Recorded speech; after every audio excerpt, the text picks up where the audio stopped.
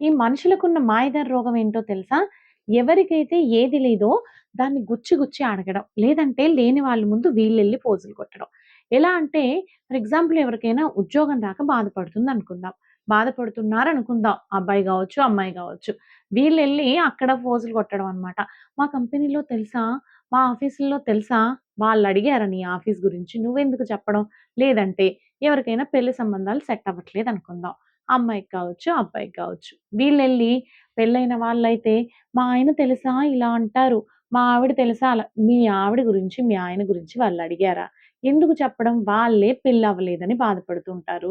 మళ్ళీ మీరెళ్లి ఎందుకు అక్కడ ఫోర్స్ కొట్టడం? లేదు అంటే, ఎవరికైనా పిల్లలు పుట్టలేదనుకుందాం. వీళ్ళెళ్లి అక్కడ సానుభూతి చూపించడం. ఆ! వీళ్ళ సానుభూతయినా చూపిస్తారు. లేదంటే ఫోజులైనా కొడతారు. ఏదో ఒక రకంగా చూపిస్తారు శాడిజాన్ని. అయితే సానుభూతి చూపించిన వాళ్ళు మంచివాళ్ళు అనుకోవడానికి లేదు. సానుభూతి చూపిస్తూ దెప్పిపొడచడం అన్నమాట. ఇలాంటి టైప్ ఆఫ్ పీపుల్ కూడా ఉంటారు. లేదంటే అందరూ అలా ఉండరు. మీకు తెలిసిన వాళ్ళు అలా ఉన్నారేమో అని అనకండి. ఎక్కడైనా ఉంటారు ఇలాంటి వాళ్ళు. అబ్జర్వేషన్‌లో తెలుస్తారు.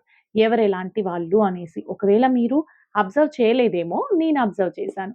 సో, ఇలాంటి పీపుల్ ఎక్కడైనా ఉంటారు. మన ఆఫీసుల్లో కావచ్చు, మన మన రిలేటివ్స్‌లో కావచ్చు, మన చుట్టుపక్కల వాళ్ళు కావచ్చు, ఎవ్వరైనా ఎవరికి ఎదుటి వాళ్ళలో ఏది లేదో దాన్ని దెప్పి పొడుపు రూపంలో అయినా బాధపెడతారు.